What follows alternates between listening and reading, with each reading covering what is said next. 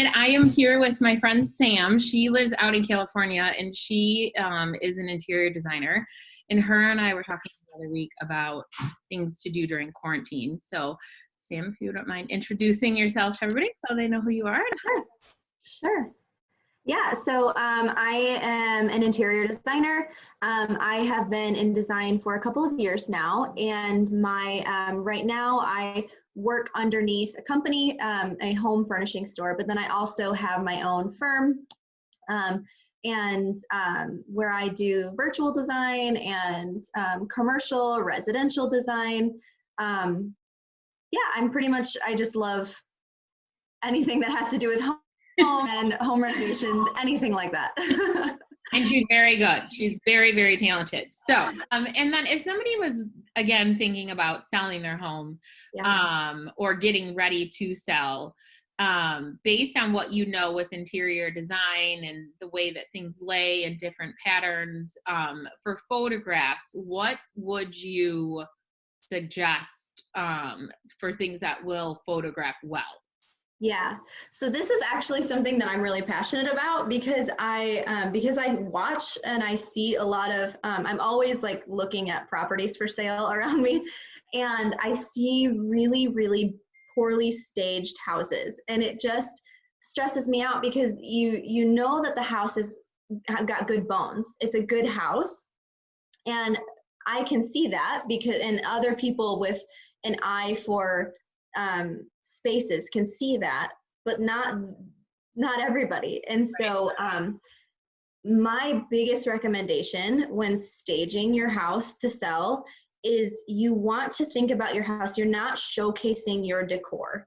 So interior design and staging are really, they're similar, but they're two totally separate things, because interior design is all about your style and it's all about making your home for you.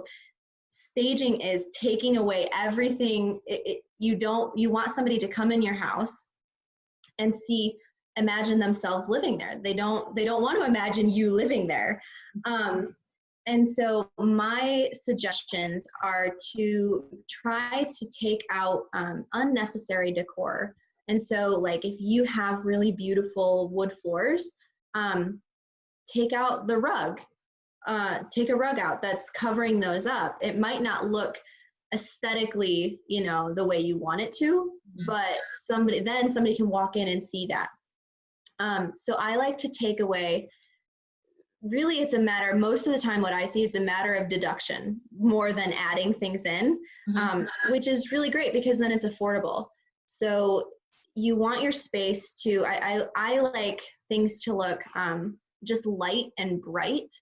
And so taking away big bulky furniture, taking away unnecessary decor, taking away now I know that there's the old rule about taking out family photos, and I agree with that to an extent, but I would almost say that most people can visualize their family photos in that spot. I think it's more about the amount of stuff you have.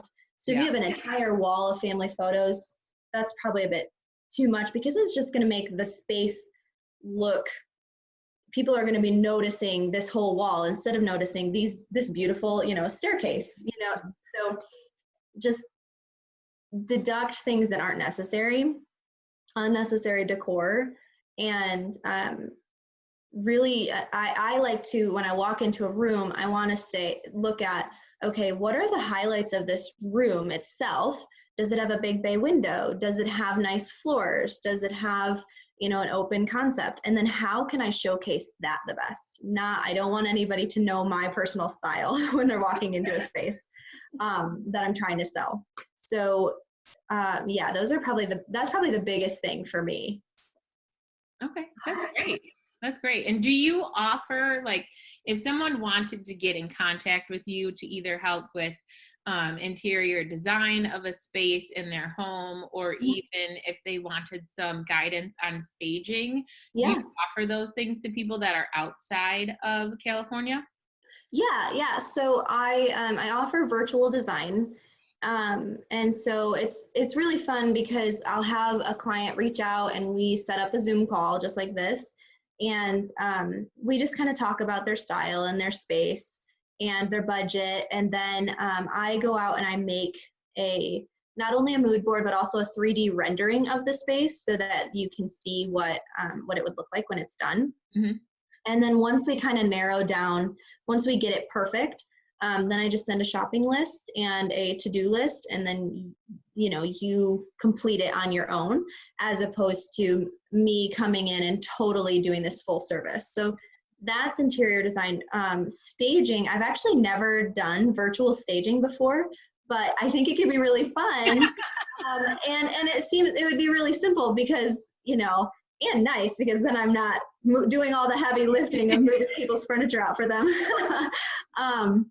But no, that would just be like a consultation where, I could just walk around. You could carry the little camera around and I could see like, okay, I'd take that out, I'd add this in.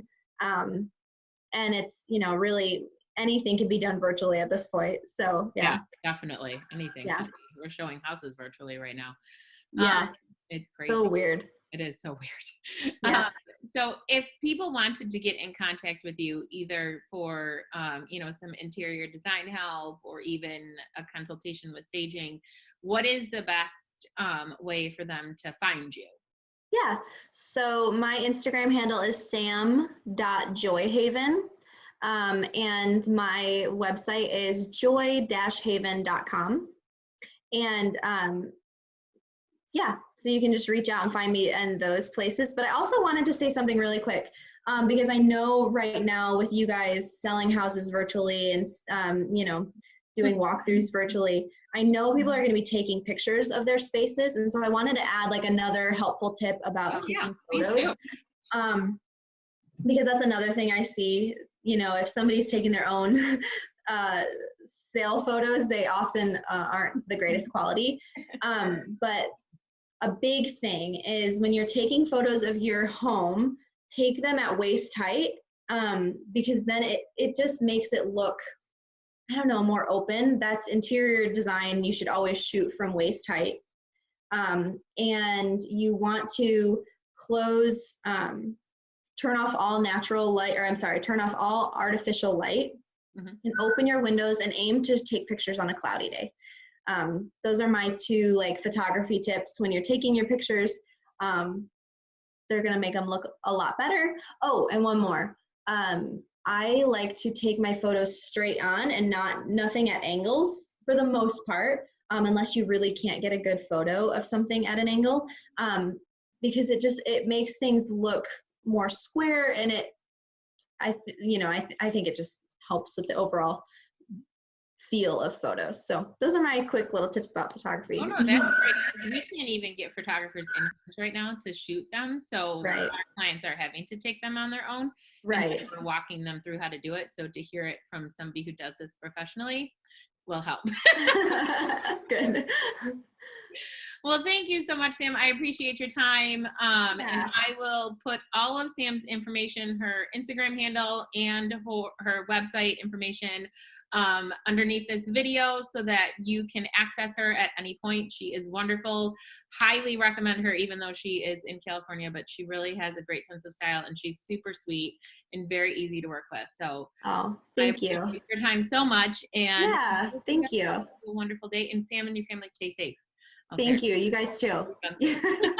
Yeah. Thank you so much for having me. Thank you. Yeah. Bye-bye.